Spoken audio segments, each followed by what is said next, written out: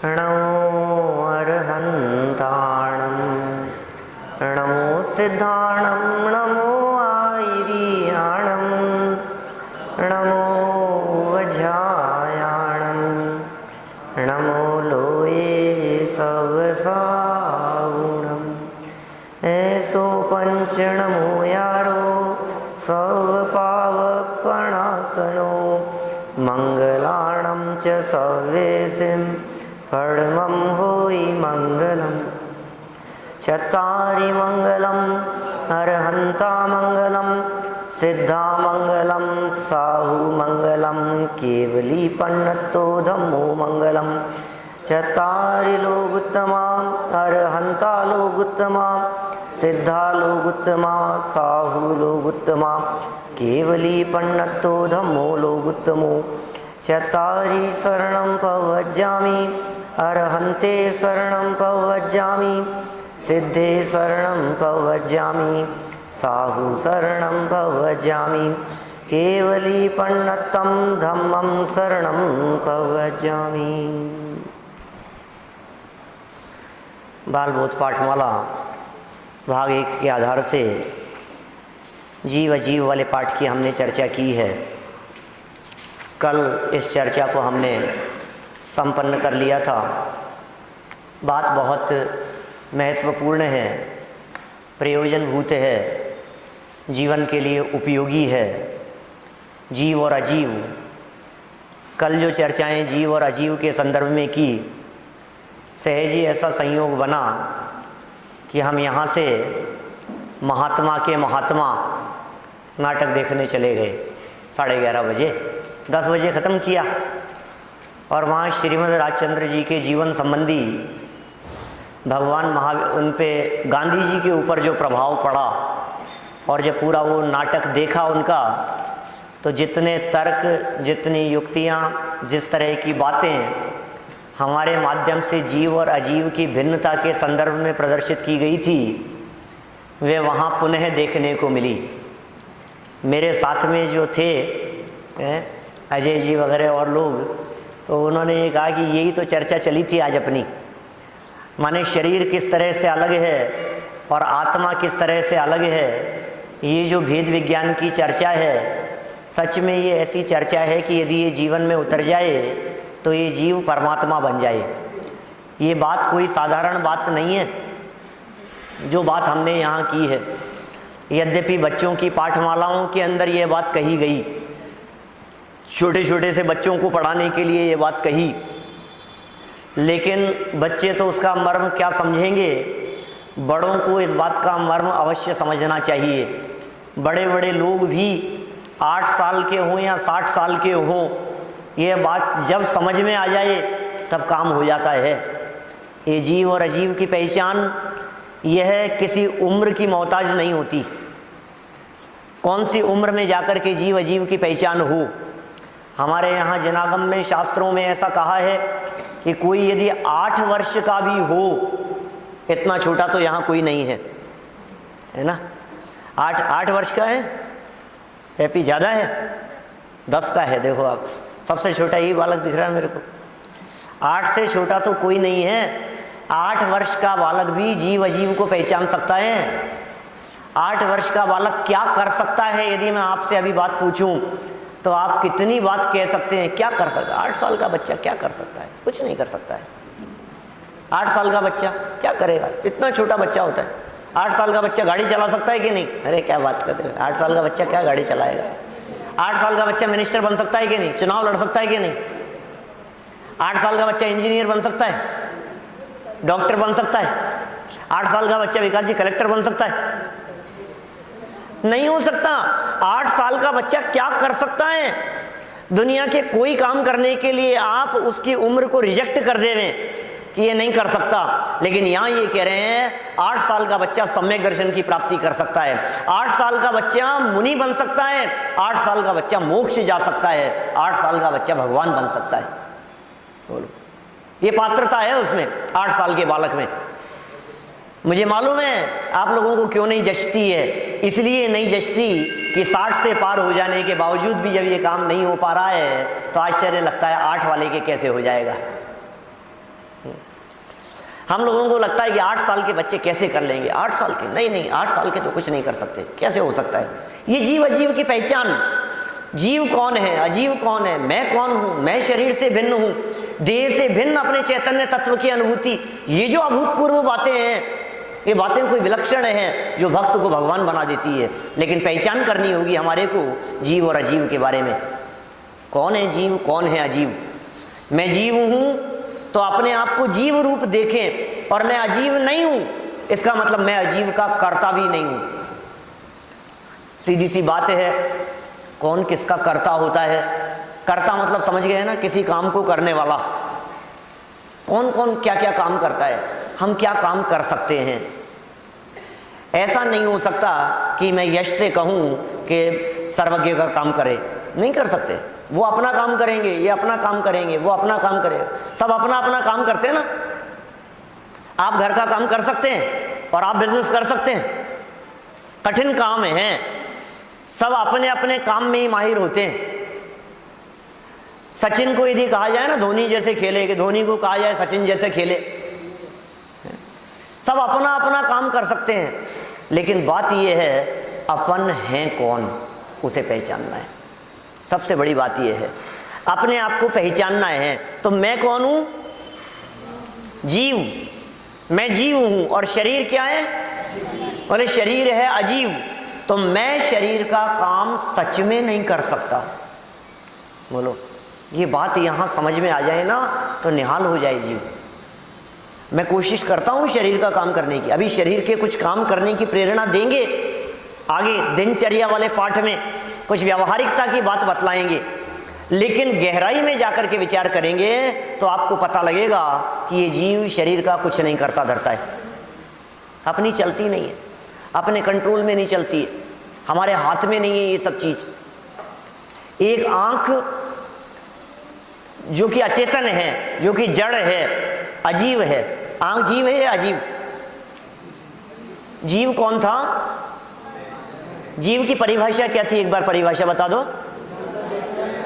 जो जानता देखता है, सुख दुख का अनुभव करता है, और एक वाक्य और जोड़ दो, जिसमें ज्ञान पाया जाता है। क्या? जो जानता देखता है, सुख दुख का अनुभव करता है, जिसमें ज्ञान पाया जाता है, उसे जीव कहते हैं। और अजीव किसे कहते हैं? जो जानता देखता नहीं है, सुख दुख का अनुभव नहीं करता है, जिसमें ज्ञान नहीं पाया जाता है, उसे अजीव कहते हैं। ये जीव और अजीव की पहचान। आंखें जीव है या अजीव? अजीव।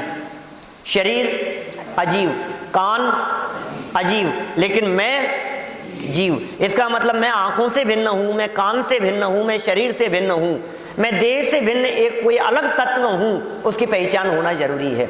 एक बहुत मार्मिक बिंदु यहां कहा गया था, शरीर से भेद विज्ञान कराने वाला हाथी के बारे में पूछा, हाथी जीव है कि अजीव? क्या जवाब था सात्विक? हाथी का शरीर अजीव है और आत्मा जीव है। देखो भाई साहब, जिसमें जीव है इसका मतलब वो सुख दुख का अनुभव करता है, वो फील करता है। जो जीव है ना वो दुखी भी होता है, वो सुखी भी हो सकता है। जो जीव है वो, जैसे हम जीव हैं, हम सोचते हैं, हम विचार करते हैं, हम सुखी दुखी होते हैं, वैसे जो जो जीव है सब में वैसी ही शक्ति है, वैसी फीलिंग्स है। यह अनुभव करना पड़ेगा हमारे को। कौन कौन से जीव हो सकते हैं? हमारे यहाँ तो पृथ्वी में जीवन की बात कही है। पृथ्वी, जल, अग्नि, वायु, वनस्पति, ये 5 प्रकार के स्थावर जीव कहे। आगे चलेंगे तो डिटेल में धीरे धीरे इन सब के बारे में बात करेंगे हम। लेकिन पृथ्वी, ये जो धरती है, जल, जल मतलब पानी, अग्नि आग, वायु हवा, वनस्पति पेड़ पौधे, ये सब, इन सब में भी जीव है। बोलो अग्नि जीव है या अजीव? क्या कहेंगे आप? अग्नि जीव है या अजीव? सुंदर जी, जीव है। देखो अभी वही फार्मूला लगाना यहां भी, जो फार्मूला हाथी के साथ में लगाया था, है ना? वही तो फार्मूला लगेगा। कौन सा? अग्नि जीव है या अजीव? अग्नि जीव है या अजीव? यश, अजीब है। अग्नि जीव है या अजीव? फार्मूला लगाओ वही, बोलो लोकेश। हैं? अग्नि का शरीर अजीव है और अग्नि की आत्मा जीव है। अग्नि जो दिख रही है ना बेटा, वो अग्नि का शरीर है। हमें जो आंखों से अग्नि दिखाई दे रही है, आत्मा थोड़ी ना दिख रही है। हाँ, तो मर गया वो। जैसे अग्नि जली, तो अग्नि जलने पर क्या हुआ, उसमें जीव आ गया उस शरीर में, और जैसे ही वो अग्नि बुझ गई, फूंक मार करके हमने बुझा दिया उस अग्नि को, तो उसके बुझ जाने पर वो मर गया। ठीक है ना, शरीर तो हट गया, विलुप्त तो हो गया, और जो आत्मा जो थी वो दूसरा जन्म उसने धारण कर लिया होगा, कहीं ना कहीं चले जाएगी। मैं आपसे पूछता हूं, अभी आपने कहा कि अग्नि जीव है। जीव मतलब आत्मा, ऐसा ही है ना? जीव मतलब आत्मा है ना? तो आत्मा आंखों से दिखती है क्या? आत्मा तो आंख से दिखती नहीं है। आत्मा तो अमूर्तिक है, आत्मा इंद्रियों का विषय नहीं है। तो फिर अग्नि को जीव कह रहे हो, तो कौन सी अग्नि को जीव कह रहे हो? जो दिख रही है जलती हुई, लपटें उठती हुई, उसको नहीं, वो तो जो दिख रही है वो अजीव है। देखो ध्यान देना, जीव और अजीव वाले पाठ के बारे में हमारी बात चल रही थी। जीव माने जो अमूर्तिक है, जीव माने जो आंख से नहीं दिखाई देता, जीव माने जिसमें ज्ञान होता है ना, तो वो ज्ञान से ही पकड़ में आता है, फील करते हैं अपन।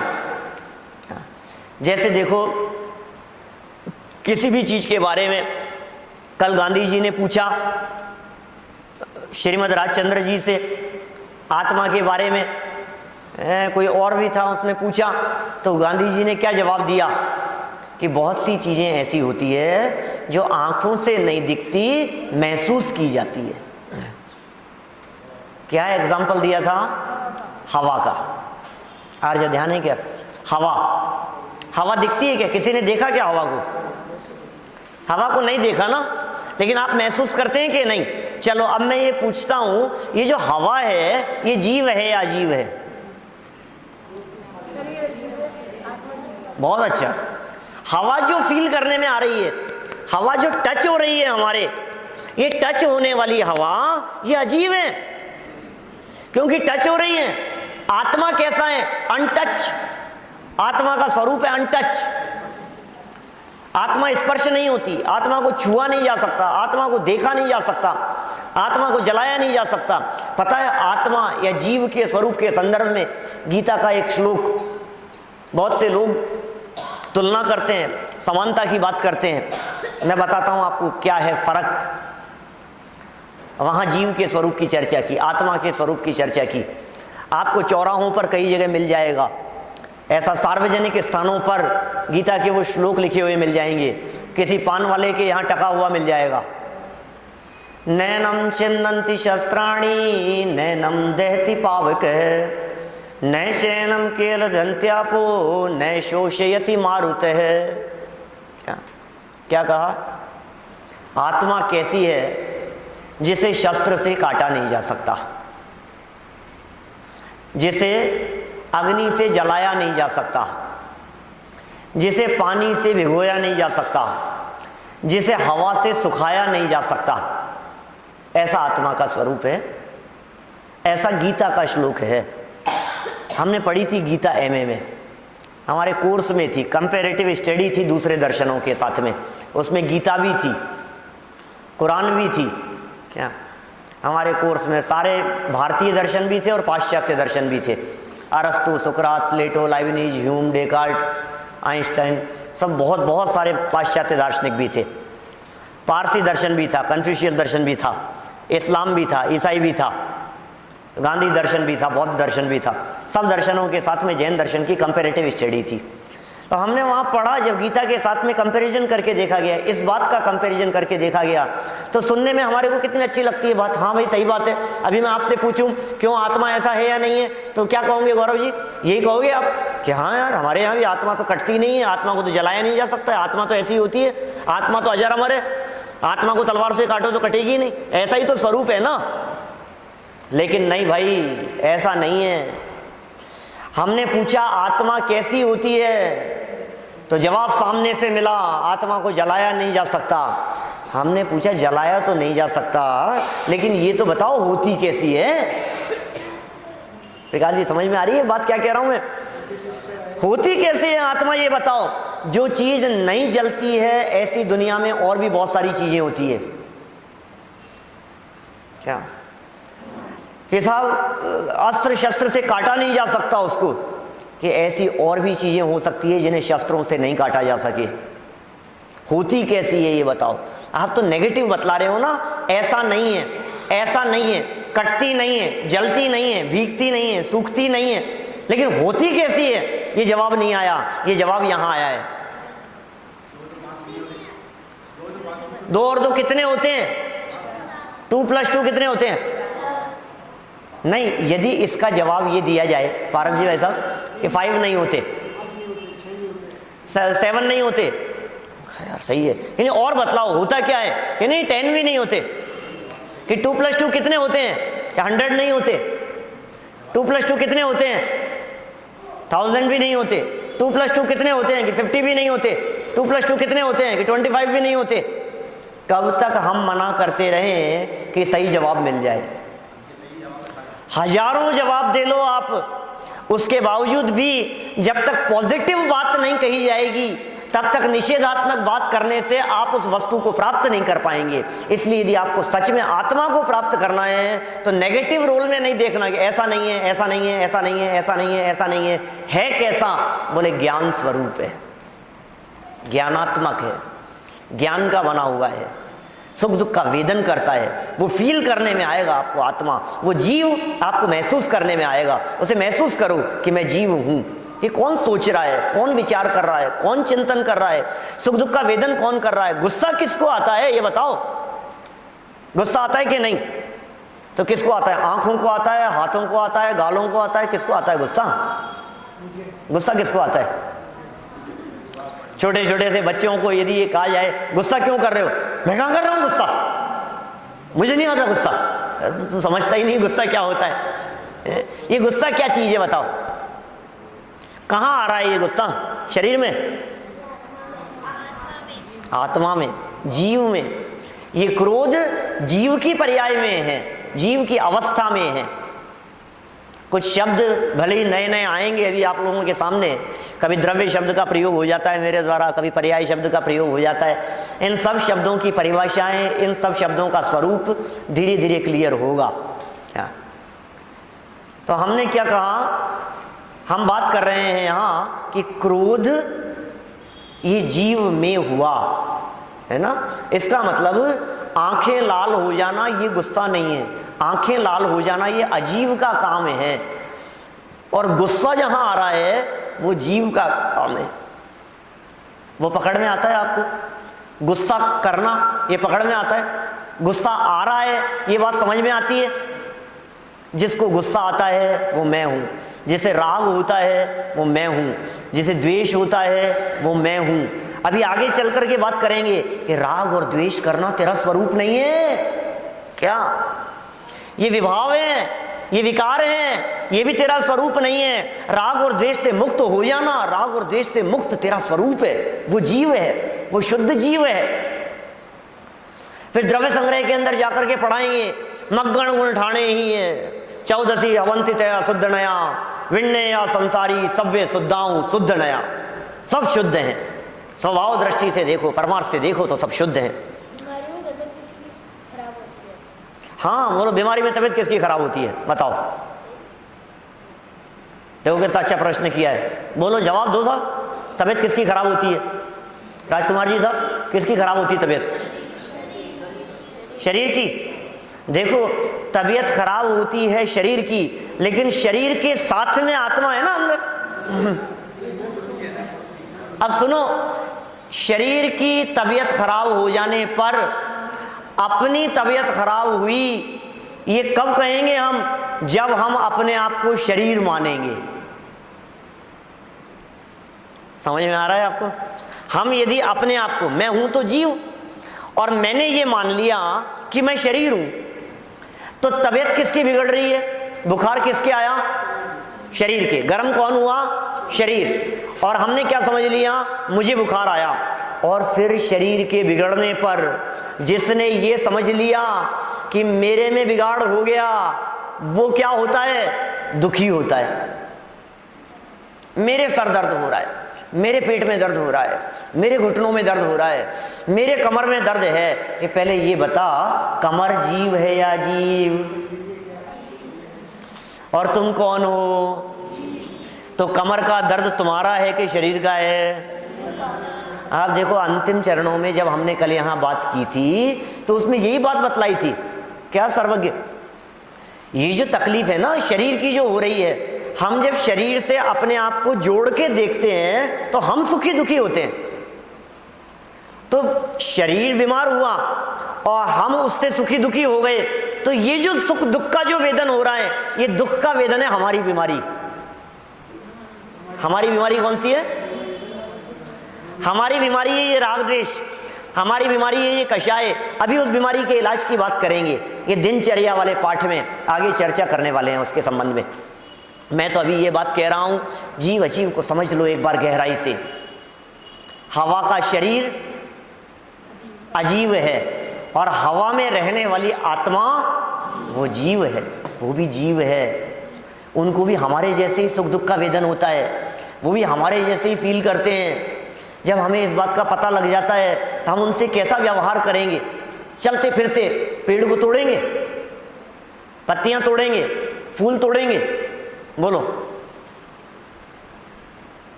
उससे हिंसा का पाप लग रहा है, उसको कष्ट हो रहा है, उसको तकलीफ हो रही है। समझ में आ रही है बात? पेड़ पौधों को मान लो एक पत्ती आपने उसकी तोड़ दी चलते फिरते हुए, आपको क्या मिला? कुछ नहीं। चलते चलते उछलते कूदते हुए हमने तोड़ दिया। पता है ऐसा कहते हैं लोग कि वृक्ष की एक पत्ती तोड़ दी तो वैसी तकलीफ का वेदन होता है जैसे कोई व्यक्ति हमारी उंगली तोड़ दे तो कैसी तकलीफ होती है। बताओ, कोई व्यक्ति हमारी उंगली तोड़ दे कैसा लगता है, कैसी तकलीफ होती है? तो पेड़ के भी वो पत्ते हैं, टहनियाँ हैं, उसके फूल हैं, उसके फल हैं। अच्छे लोग, समझदार लोग, ज्ञानी धर्मात्मा लोग, वो तो बहुत से लोग तो घास पे कदम नहीं रखते। और बहुत सारे समझदार लोग यदि फलों की प्राप्ति करते हैं मान लो, तो वो जो फल अपने आप टूट करके नीचे गिर जाते हैं, ऐसे ही फलों का सेवन करते हैं।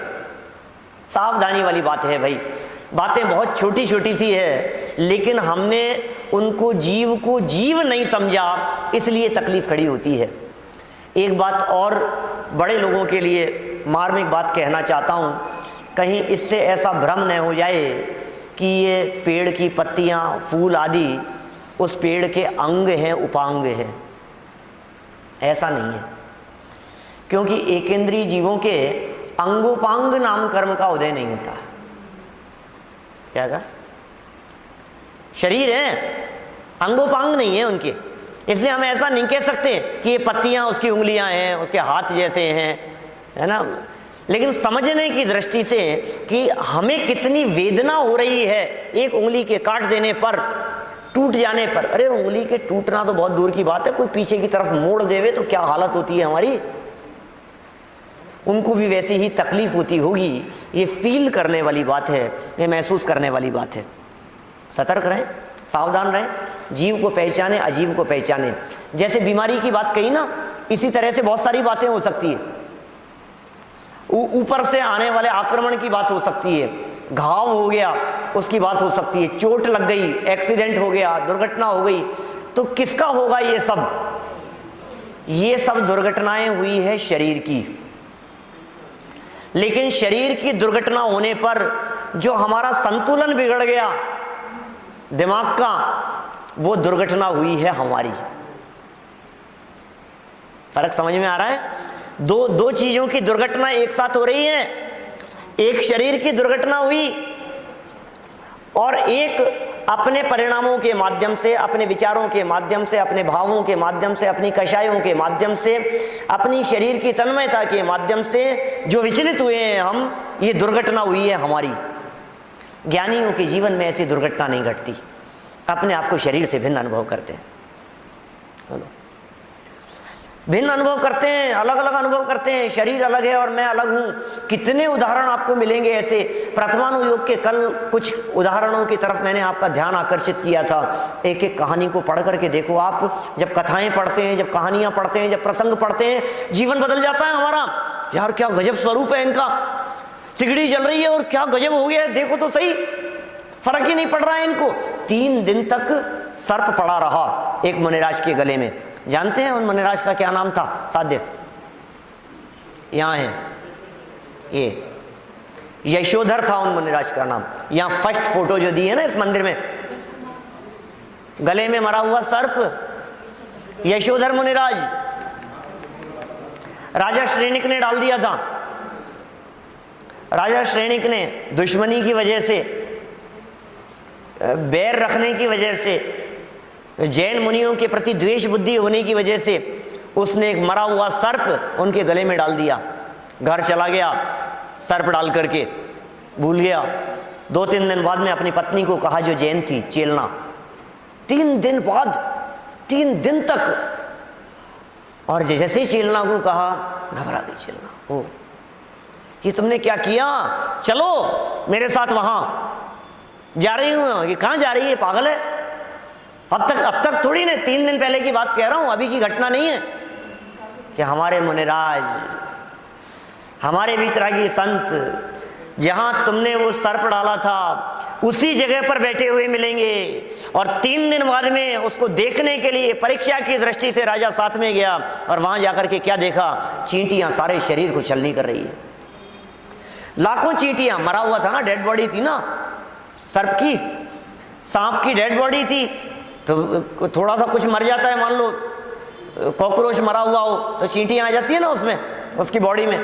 तो सांप मरा हुआ था, लाखों करोड़ों अनगिनती चींटियां उनके शरीर के ऊपर, सारे शरीर को छलनी कर दिया उन्होंने खा खा करके। लेकिन वो अपने ध्यान से विचलित नहीं हुए। मैं आपसे पूछता हूं, आखिर क्या बल था उनके पास में? बोलो बोलो, कौन बच्चा बोलेगा? बोलो बेटा। बहुत बढ़िया, देखो कितनी अच्छी बात कह रही है, बहुत अच्छी बात कहती है बच्ची। क्या नाम है बेटा? आशिता। बहुत बढ़िया, कितनी अच्छी बात कही इसने। वो शरीर को भिन्न जानते हैं, ये जीव और अजीव की पहचान है उनको। वो इस बात को जानते हैं कि चींटियां जिसको चलनी कर रही है ये शरीर है, ये अजीव है, ये जड़ है, ये मैं नहीं हूं, ये मेरा नहीं है, मैं इससे भिन्न तत्व हूं। दुर्घटना तो बाहर घट रही है, क्या अंदर में दुर्घटना नहीं घटने देना, ये ज्ञानियों का काम होता है। हाँ अंतराय, हाँ देखिए, मोहनीय और अंतराय कर्म को पूरी तरह से जीतने की पोजीशन तो अरहंत अवस्था में होती है ना। अभी तो वे मुनि अवस्था में थे, हाँ, लेकिन जितना मोह उन्होंने जीता था उतनी निराकुलता थी। मोह बहुत प्रकार का है, 2 तो बड़े भेद किए हैं उसके, एक दर्शन मोहनीय और एक चारित्र मोहनीय। ये तो बहुत मोटे मोटे 2 भेद किए हैं। फिर चारित्र मोहनी के भी अनंतानुबंधी, अप्रत्याख्यानावरण, प्रत्याख्यानावरण, संज्वलन, फिर हास्य, रति, अरति, शोक, भय, जुगुप्सा आदि, ऐसे बहुत बहुत भेद हैं। अभी जिन लोगों को नहीं समझ में आ रहा हो वो कुछ देर के लिए आराम कर सकते हैं आंख बंद करके। मैं 2 मिनट बात कर रहा हूं भाई साहब से। तो वो जो मोहनीय कर्म है वो बहुत प्रकार का है। इसमें मुनिराज के जीवन में दर्शन मोहनीय नहीं है, मुनिराज के जीवन में चारित्र मोहनी में से अनंतानुबंधी नहीं है, उनके जीवन में अप्रत्याख्यानावरण चतुष्क नहीं है, क्रोधमान मायालोभ, प्रत्याख्यानावरण क्रोधमान मायालोभ भी नहीं है। इतनी चीजें तो उनके जीवन से निकल चुकी है, इसलिए इतनी मात्रा में मोह का अभाव हो जाने के कारण अब जो थोड़ा बहुत बचा है किंचित, उसका कोई फर्क नहीं पड़ता है। संज्वलन तो पानी पर खींची हुई रेखा के समान है, कुछ नहीं है, वो कषाय ही नहीं है। ऐसे जीतते हैं वो, कषायों को जीता है उन्होंने। विकार को जीता है उन्होंने, भेद विज्ञान किया है उन्होंने, अपने आप को जीव मानते हैं, अपने आप को आत्मा मानते हैं, अपने आप को देह नहीं मानते, अपने आप को शरीर नहीं मानते, शरीर से भिन्न अपनी अनुभूति, तकलीफ नहीं होती। और बात कहूं, शरीर में चोट लगने से दर्द होता है कि नहीं होता है? साहब होता है। सात्विक, क्या सच्ची बात क्या है बताओ? शरीर पे चोट लगने से तकलीफ होती है या नहीं होती है? होती है। तो शरीर को होती है कि आत्मा को होती है? क्या तकलीफ किसको होती है? देखो, तकलीफ वाली जो बात है ना, ध्यान देना, तकलीफ शरीर को नहीं है, चोट शरीर को है। तकलीफ का जो वेदन है, क्योंकि सुख और दुख का वेदन आत्मा करता है। भाई थोड़ी थोड़ी सी बातें हैं, लेकिन एक बार कंसेप्ट क्लियर हो जाएगा ना, तो सब आगे की कहानी सब क्लियर होती चली जाएगी। एक घड़ा यदि सीधा रखा है तो सारे घड़े सीधे आएंगे, फिर पहला ही घड़ा उल्टा रख दिया तो अब क्या होगा? अब सब उल्टे ही रखे जाएंगे। अच्छे से समझ लेना जीव क्या है और अजीव क्या है। मैंने क्या कहा? चोट लगने पर तकलीफ हुई किसको? तकलीफ का वेदन आत्मा को। चोट किसे लगी? शरीर को। चोट लगी शरीर को है, और तकलीफ भोग रहा है जीव। चोट लगी है अजीव को और तकलीफ भोग रहा है जीव। अरे ये जीव और अजीव दोनों अलग अलग हैं, ये क्यों नहीं पहचान रहे हो आप क्यों शरीर की चोट से दुखी हो रहे हो? देखो, मार्मिक बात कहता हूं, शरीर के चोट लगने पर तकलीफ नहीं हो, ऐसा भी हो सकता है। क्या? ध्यान ही मत दो। सही बात है, ध्यान मत दो, ये तो पुरुषार्थ का काम हुआ। आप लोगों की लाइफ की बात करता हूं, वो लोग बच्चों की बात करता हूं, खेलते रहते हैं, भाग दौड़ करते रहते हैं, उछल कूद करते रहते हैं, इधर से कूदे उधर, क्रिकेट खेल रहे हैं, गिर गए और ये वो शॉट लगाया और कोई बॉल लगे, कुछ नहीं, और मजे से खेले जा रहे हैं। और 2 घंटे खेलने के बाद में जब ऊपर आते हैं, क्या हो गया यार, बहुत तेज दर्द हो रहा है, कि क्या हुआ, कि लग गई, इकाई की लगी, कि क्या पता इकाई की लग गई, ये कब लगी, ये खेलते खेलते ही लगी होगी शायद। क्या हुआ? दर्द नहीं हो रहा? जब लगी थी तब दर्द नहीं था? हैं? लगी थी तब दर्द हुआ था कि नहीं? क्या पता, ध्यान ही नहीं था। देखो आप, जब लगी होती है हमारे, ध्यान नहीं होता हमारे को। क्या? जब ध्यान जाता है तो दर्द होता है। दर्द कब होगा? जब उपयोग उसके साथ में जुड़ा होगा। इसका मतलब चोट दर्द का कारण नहीं है, चोट के ज्ञान होने पर मुझे चोट लग गई, ये तकलीफ का कारण है। क्या कहा? दर्द का कारण क्या है? मुझे चोट लग गई, मुझे तकलीफ हो रही है। आप सही कह रहे हो, जैसा आप फील करते हैं ना वैसा हो जाता है। आप यदि ये फील कर रहे हैं कि समझ लो आप ये बुरा है, तो बुरा है, बुरा है, बुरा है, वो बुरा ही बुरा दिखाई देगा आपको। और आप यदि ये फील कर रहे हैं ये कितना अच्छा है, तो फिर आपको अच्छा ही अच्छा। आप एक बार बदल के देखो, सही कह रहा हूं मैं, जीवन बदल जाएगा। ये सोच ही तो बदलनी है, और क्या होता है, ऐसा हो जाता है। बाबूजी सुनाया करते थे, एक मृत्यु दंड देने के विधान के संदर्भ में किसी देश की घटना बतलाते थे। फांसी पे नहीं चढ़ाया जाता था। क्या? फांसी पे नहीं चढ़ाया जाता था। किसी व्यक्ति को ऐसे सूली पे चढ़ाया जाना, ऐसा हत्या कर देना उसकी, ऐसा तकलीफ देकर के नहीं। इलाज सिर्फ ये था उसका मारने का, कि ऐसा घोषित था पूरे नगर में, पूरे देश में, सब जगह, कि इनको एक इंजेक्शन लगाकर और इनका छेद कर दिया जाएगा बॉडी में, और बूंद की, ब्लड की एक एक बूंद निकलती चली जाएगी, और धीरे धीरे पूरा ब्लड खत्म हो जाएगा और ये मर जाएंगे व्यक्ति। ये विधान 2 लोगों को पता थी सच्चाई। व्यक्ति को, अपराधी व्यक्ति को जब मृत्यु दंड देने के लिए वहां लाया जाता था, और वहां लाकर उसे एक बेंच पर लेटाते थे, आंखों पर पट्टी बांधते थे। क्या? और आंखों पर पट्टी बांधने के बाद, उसे लेटाने के बाद उसको हल्का सा चूटिया भरना, क्या कहते हैं अपन, थोड़ा सा चुभाया, उसके काटा नहीं, ब्लड निकलने के लिए, कुछ भी नहीं।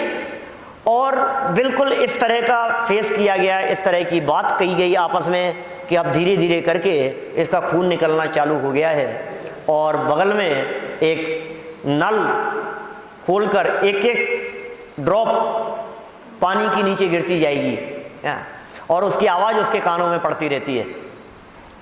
वो ये सोचता है खून निकल रहा है, एक एक बूंद टप टप टप गिर रहा है और आप आश्चर्य करेंगे घंटा आध घंटे में उस व्यक्ति की डेथ हो जाती थी। क्या क्या किया, कैसे मर गया वो व्यक्ति?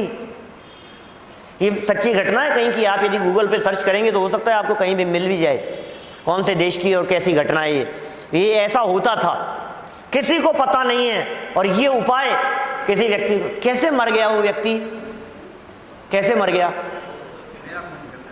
मेरा खून निकल रहा है, मेरा खून निकल रहा है, अब मैं मर जाऊंगा, अब मैं नहीं बचूंगा, अब मैं नहीं बचूंगा। जितने लोग, मान लो कैंसर हो गया, कोई बड़ी बीमारी हो गई, कोई ऐसी शरीर की कोई ऐसी तकलीफ हो गई, आधे से ज़्यादा लोग तो सिर्फ इस वजह से मर जाते हैं, ये मेरी तकलीफ हो रही है, अब मैं नहीं बचूंगा, अब मैं नहीं बचूंगा, अब मैं नहीं बचूंगा, अब तो मुझे मरना ही है। ये आपकी सोच आपको मौत के नज़दीक ले जाती है। और यदि आप बोल्ड हैं, आप यदि स्ट्रांग है, मैं इससे भिन्न हूँ, ये काम शरीर का है, होगा जो होगा, आप भिन्न अनुभव करते हैं। बहुत हद तक ऐसे केस देखे गए हैं कि वो उनकी विल पावर की वजह से वो बीमारियां ठीक हो जाती है। तो जो व्यक्ति अपने को शरीर से भिन्न अनुभव करते हैं, कुष्ठ रोग दूर हो जाता है। वादिराज मुनिराज का कितना सुंदर प्रसंग है हमारे सामने, प्रथमानुयोग का ये प्रसंग। शरीर में रोग हो गया था उनके, मुनिराज थे, अभी पूछा ना सर्वज्ञ ने रोग होने की बात, मुनिराज का नाम क्या बतलाया? वादिराज। कहानी सुनी होगी बेटा, मेरे को पता है, रोजाना कहानी सुन के सोते हो। वादिराज मुनिराज थे। वो वादिराज मुनिराज जंगल में ध्यान अवस्था में थे, उनके शरीर में कोढ़ हो गया था, वर्षों तक कोढ़ रहा उनके शरीर में। वीतरागी संत दिगंबर मुनिराज, भावलिंगी संत, और अपने आप को भिन्न अनुभव करने वाले, देखने वाले, शरीर से भिन्न देखने वाले। आप सोचिए, उनकी परीक्षा लेने के लिए स्वर्ग से देव आए और देवों ने क्या चर्चा की, वहां चर्चा चल रही थी कैसे होते हैं मुनिराज, कि इनकी परीक्षा लेनी चाहिए। और वहां से विचरण करने लगे, घूमने लगे। बहुत शॉर्ट में सुना रहा हूं कहानी, विस्तार से पढ़ लेना, उपलब्ध है सब जगह, जैन कथा संग्रह में मिलेगी। वहां पास में विचरण करने लगे और वहां आवाज, सब रोगों की एक दवा है, सारे रोगों की दवा है हमारे पास में। क्या मुनिराज तो ध्यान अवस्था में थे, विचलित नहीं हुए। कुछ देर बाद में जब उनका ध्यान मग्न थे और वो बाहर आए, ध्यान से विचलित हुए, तो सामने आकर के मनुष्य के रूप में, वैद्य के रूप में वेश बना करके जो सामने आया था, उसने कहा कि महाराज आपके जो ये रोग हो रहा है ना, इस रोग की दवाई है हमारे पास में, आप कहो तो एक ऐसी मल्लम है जो ठीक हो सकता है। कुष्ठ रोग समझते हैं क्या होता है? शरीर कुष्ठ, कोढ़ हो जाता है, शरीर जो होता है वो उस शरीर से मवाद बहने लगती है, दुर्गंध आने लगती है, बदबू आने लगती है खतरनाक, और बहुत वेदना भी होती है, तकलीफ भी होती है बहुत, और दुर्गंध इतनी ज़्यादा होती है कि वो बर्दाश्त नहीं होती। हमारे पास ऐसी दवा है। किसने कही? इलाज करने के लिए जो आए थे वैद्य जी। वैद्य जी थे क्या वो? पता है मुनिराज ने क्या जवाब दिया? कौन सा रोग, किसके रोग है, किसकी बीमारी है, कौन सी बीमारी की बात कर रहे हो? कि ये हो तो रहा है कि आपको गलत फहमी हो गई है, यह रोग हमारा रोग नहीं है, हमारा रोग तो जन्म मरण का रोग है, उसकी औषधि हमारे पास में है। क्या? चिंतन चेतन राम, अपने आत्म तत्व का चिंतन, ये औषधि है, असली औषधि है। ये वेद विज्ञान की बात यहाँ कह दी इन्होंने। यदि आप सुखी होना चाहते हो, यदि आप परमात्मा बनना चाहते हो, यदि आप भगवान बनना चाहते हो, यदि आप ये चाहते हो कि तकलीफ नहीं हो, कष्ट नहीं हो, परेशानियां नहीं हो, तो आप क्या चिंतन करो? अपने आप को शरीर से भिन्न देखो। इतनी मार्मिक बात कह दी है। खेल की बात कही थी ना मैंने अभी, खेलते हुए आपको ऐसा नहीं लगता? खेलते खेलते चोट लगने पर भी तकलीफ नहीं हुई ना? क्यों नहीं हुई? ध्यान नहीं था। चोट तो लग गई थी, दर्द क्यों नहीं हुआ? ध्यान नहीं था। इसका मतलब चोट लगने से दर्द नहीं होता, ध्यान से दर्द होता है? क्या क्या कह रहे हो आप? चोट लगने से दर्द होता है कि ध्यान से दर्द होता है? उपयोग वहां जाने से। अरे अपने आप को उससे भिन्न देखो तो तकलीफ नहीं है। क्या समझ में आ रही है बात? बहुत मार्मिक बातें यहाँ इस जीव अजीव वाले पाठ के संदर्भ में कही गई है। ये सारे जनागम का सार है, सारे शास्त्रों का सार है, द्वादशांग का सार इसे कहा गया है। ये भेद विज्ञान निरंतर चलना चाहिए। ये काम शरीर का है, ये काम मेरा है, और मैं शरीर से भिन्न हूँ। बड़े बड़े मुनिराज, साधना करने वाले, त्यागी, संयमी, वे सब यही काम करते हैं। बाहर में पत्थर बरस रहे हैं, बाहर में ओले बरस रहे हैं, क्या बेटा? किसके ऊपर? पार्श्वनाथ भगवान के ऊपर। मुनिराज पार्श्वनाथ के ऊपर कौन बरसा रहा था? कमठ। कमठ पत्थर बरसा रहा है, ओले बरस रहे हैं, बड़े बड़े शिलाखंड उनके ऊपर फेंके जा रहे हैं। और वो क्या कर रहे हैं? उन्होंने क्या किया बोलो? पार्श्वनाथ भगवान ने क्या किया होगा बेटा? ध्यान में। पार्श्वनाथ भगवान ध्यान में बैठे हुए हैं, डांटा नहीं हुआ उसको, ओए मैं चुपचाप बैठा हूं, इसका मतलब ये नहीं है। देख लेना, आपके यदि तूने पत्थर फेंक दिया, थोड़ी देर तो मैं शांत हूं, देख रहा हूं, तब तक देख रहा हूं, लेकिन पलट करके यदि मैंने एक बार फेंक दिया तो फिर समझ लेना तेरा क्या होगा। जवाब नहीं दे सकते थे, कोई जवाब नहीं देना। भाई साहब, जहां संकट आ रहा है वो संकट शरीर पे आ रहा है, और शरीर जीव है या जीव? और मैं कौन हूं? मैं जीव हूं। लाभ पढ़ लो एक बार। क्या? ये अजीब ही की है। श्वासों श्वास जो है ये शरीर की ही क्रिया है, ये अजीब की ही क्रिया है। एक्चुअल में क्या है, जीव के जीवन पने के लिए हमारे यहाँ जो असमान जातीय द्रव्य पर्याय की चर्चा की है, शरीर और आत्मा की मिली जुली अवस्थाओं की जो चर्चा की है, जो जन्म से लेकर के मरण तक जिसे जीवन कहा गया है, वो 10 प्राणों से जीवन होता है। प्राण जिसे कहा है ना, उसमें श्वासों श्वास भी एक प्राण है। शरीर अलग है, आत्मा अलग है, यद्यपि यह बात बिल्कुल सत्य है, लेकिन उसके बावजूद भी शरीर और आत्मा ये दोनों जन्म से लेकर मरण तक जुड़े हुए हैं, पैरेलल चल रहे हैं साथ साथ में। ऐसा नहीं हो सकता कि यार एक काम करो ना, क्या कि सर एक काम करते हैं अपन, क्या छुट्टियां चल रही है, आपने यहाँ क्लास लगा रखी है, तो हम क्या होता है जल्दी आना पड़ता है, जल्दी उठना पड़ता है। अब छुट्टियों में भी देर तक नहीं सो सकते हैं क्या हम? एक काम करते हैं, शरीर को तो घर पे सोने देते हैं, है ना, शरीर को सोने दो वहां, और जो मैं जीव आत्मा हूं उसको यहां क्लास में भेज देते हैं। ऐसा नहीं हो सकता, ऐसा नहीं हो सकता, क्योंकि साथ साथ ही रहते हैं, है ना। शरीर और जीव ये दोनों साथ साथ ही चल रहे हैं जन्म से मरण तक। हम इन दोनों को बीच में अलग नहीं कर सकते। हम जहां जाएंगे शरीर भी साथ चलेगा, जहां शरीर होगा वहां आत्मा भी होगी। क्या बेटा?